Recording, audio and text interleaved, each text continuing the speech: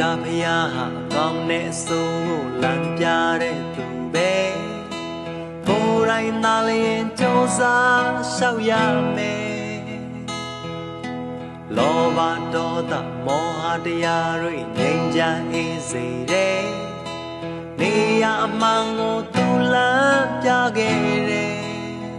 ဒါပေမဲ့လူတွေခလုံးမထီတဲ့ရွေးမေးလို့ထားပါတယ်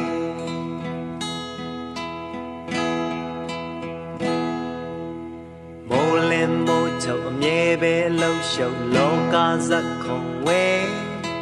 မိုးကရေကအမျိုးမျိုးကကြတယ်သူကြောင့်ငါကြောင့်ခဏခဏလမ်းပြောင်းလူဘဝခရီးပါပဲကြုံလာချိန်တိုပါကြောင့်အတ္တတွေအချိန်တန်တော့လေအိမ်အပြန်လန်းကတန်တရား